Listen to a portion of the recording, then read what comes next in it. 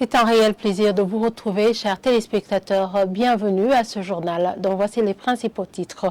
1 milliard de dollars, c'est le montant qui va être déboursé par la Banque mondiale. Selon la représentante de la Banque mondiale au Burundi, ces fonds viennent pour financer 15 projets régionaux et nationaux. Vous aurez les détails au cours de ce journal. Nous allons également vous parler de cet appel lancé à l'endroit des responsables des sociétés de gardiennage. Ils sont appelés à privilégier le dialogue en cas de conflit, des propos tenus lors d'un atelier à propos du dialogue social. Tout de suite, les détails.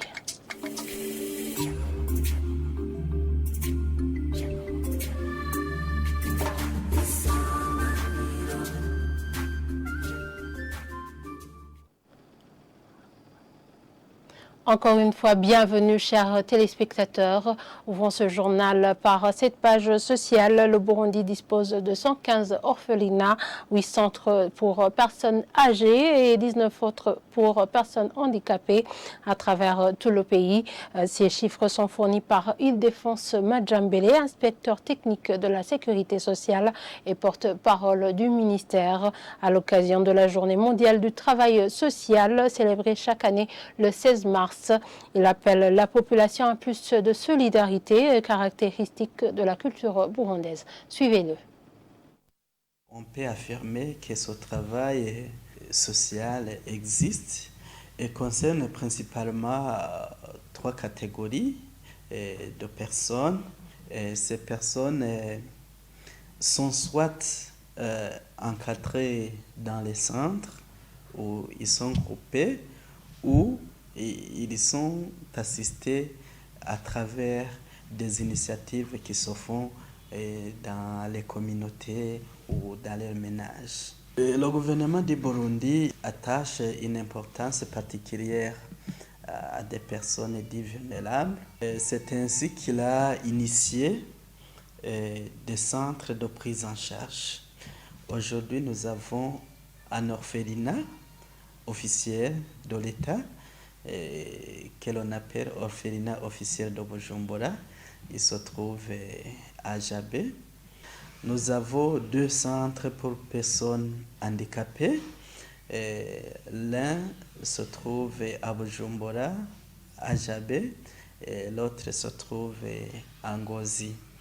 Nous avons également des centres de prise en charge et de réintégration des enfants de la rue. Le gouvernement intervient en ce sens à travers ces centres.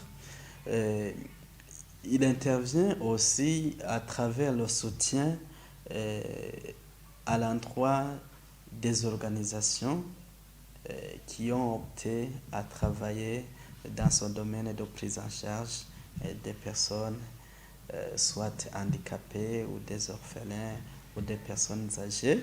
En 2021, on a pu recenser 139 centres résidentiels,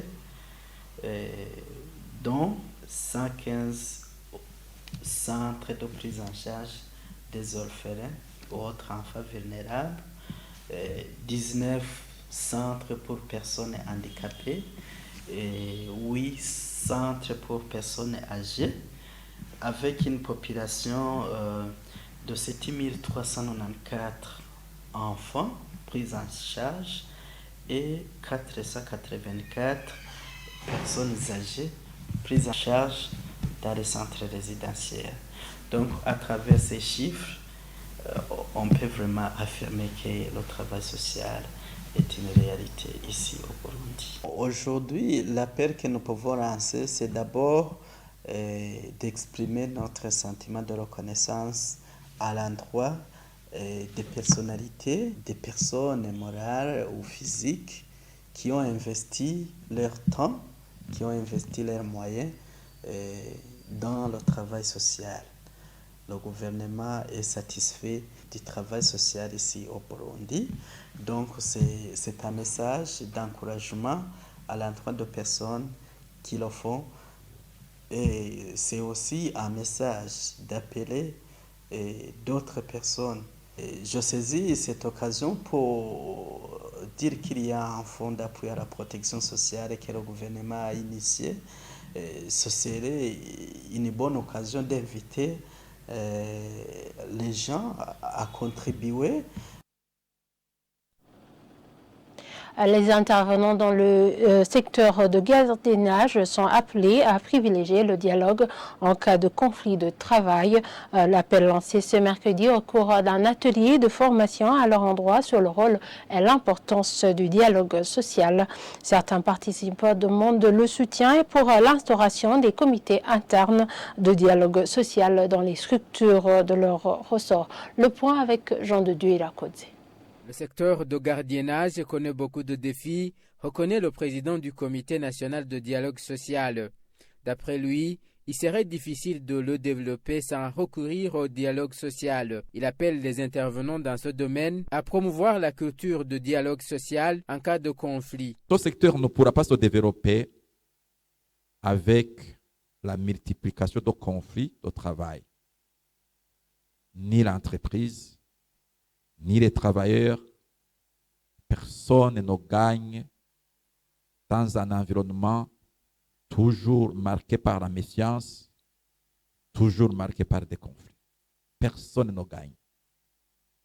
C'est pour cette raison que le Comité national de dialogue social, en tant qu'organe de prévention et de résolution pacifique des conflits de travail, organise cette activité pour aider les intervenants dans ce secteur à toujours mettre en avant le dialogue comme pilier du développement durable. Certains participants demandent du soutien pour instaurer des comités de dialogue social internes. De tels organes avaient été mis en place depuis 2015, indique l'assistant du ministre ayant en charge le travail et l'emploi, mais qui déplore leur fonctionnement suite à la méfiance installée à leur endroit. Depuis l'année 2015, le CNDS a piloté une campagne de mise en place des comités paritaires bipartites de dialogue social au niveau des branches d'activité pour que ces derniers servent de cadre de concertation des partenaires sociaux afin de prévenir et gérer pacifiquement les conflits de travail d'envergure sectorielle, y compris le secteur du gardiennage. Néanmoins, nous sommes au courant que ces comités ne fonctionnent pas bien.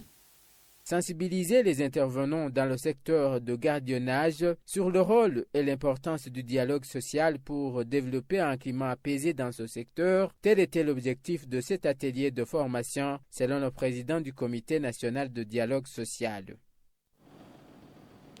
La Banque mondiale prévoit de débourser un don d'1 milliard de dollars pour financer 15 projets nationaux et régionaux.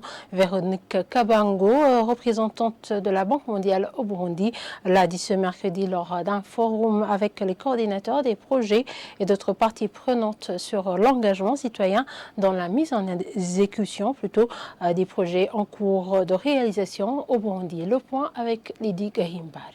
Lors d'un forum sur l'engagement citoyen avec les coordinateurs des projets en cours d'exécution avec les partenaires pays au Burundi, avec la Banque mondiale, et puis Makeni Kobitangwa, responsable de l'unité plaidoyer et genre, a mis l'accent sur le rôle incontournable d'un citoyen dans la mise en exécution des projets. C'est un forum pour discuter sur l'engagement citoyen qui suppose la participation des différents membres des communautés, des parties prenantes au niveau communautaire, ou même au niveau des échelons divers du pays, donc qui suppose la promotion de la participation des citoyens dans les processus de développement au niveau communautaire. La mise en œuvre et l'évaluation des projets, le développement n'est pas possible. Nous devons donner de l'opportunité aux membres de la communauté jusqu'au niveau communautaire, y compris les groupes de citoyens, je dirais, qui sont défavorisés, c'est-à-dire les groupes vulnérables qui doivent être au centre du développement dans leur communauté. Véronique Kabongo, représentante de la Banque mondiale au Burundi, a signalé que la Banque mondiale a un portefeuille qui est très large, qui va dépasser $1 milliard en dopant une quinzaine de projets en exécution, tels que l'éducation, la santé et les infrastructures. Nous avons un portefeuille qui est très large à la Banque mondiale. D'ailleurs, comme je l'ai annoncé il y a quelques jours, nous venons de dépasser le $1 milliard de dons au travers d'une quinzaine de projets, et régionaux et nationaux. Nous intervenons autant dans les domaines sociaux tels que l'éducation, la protection sociale ou la santé, mais également de plus en plus dans l'infrastructure, que ce soit l'énergie, que ce soit la construction de routes, que ce soit les petites infrastructures. Également dans l'intégration régionale, donc nous travaillons beaucoup à ouvrir des corridors commerciaux, notamment avec la RDC, et améliorer les conditions de vie des populations rurales et des communautés, et assurer le développement local et appuyer le désir de décentralisation du gouvernement. Les participants à ce forum ont soulevé les difficultés rencontrées lors de l'exécution de certains projets. Et en international, un abri anti-bombe a été ménagé dans le sous-sol de l'hôpital de Kharkiv, une des villes les plus touchées par les bombardements russes, pour protéger les patients. Les patients et le personnel de l'hôpital de Kharkiv sont plus terrifiés par les attaques et les sirènes qui se font plutôt entendre jour et nuit, laissant la Covid-19 au second plan. Le reportage de nos confrères de Euronews. Ils sont des victimes de l'autre guerre de l'Ukraine, celle menée contre le Covid-19. Des dizaines de patients sont admis dans cet hôpital de Kharkiv, l'une des villes les plus durement touchées par les bombardements de l'armée russe. La peur d'être attaqué est bien présente chez le personnel de l'hôpital et les patients, reliés à des bouteilles d'oxygène. Comme vous pouvez le voir, les fenêtres sont fermées. Les bombardements ont lieu du matin au soir. Dieu merci, une bombe n'a pas encore touché notre hôpital, mais elle peut frapper à tout moment, raconte le directeur de l'hôpital. Le personnel s'emploie à trouver des solutions en cas d'attaque. Un abri anti-bombe a été aménagé dans le sous-sol de l'hôpital pour transporter les patients malades et affaiblis si nécessaire. Nous descendons ici plusieurs fois par jour, le plus souvent la nuit, mais aussi parfois la journée, lorsque les sirènes se déclenchent et que nous entendons des bombardements.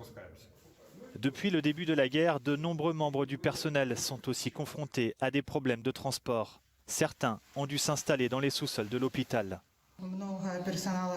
Beaucoup ne peuvent pas se rendre au travail, alors nous essayons de faire avec le personnel que nous avons. Ceux qui ont pu venir restent maintenant ici, explique la directrice du département. Le nombre d'infections quotidiennes au Covid-19 avait atteint des sommets mi-février en Ukraine, avec environ 40 000 cas par jour, avant de commencer à décliner. Puis la guerre a éclaté et la pandémie est passée au second plan. Et voilà, c'est ici que nous clôturons ce journal. Merci de nous avoir suivis et très bonne suite de programme sur la télévision Isanganiro.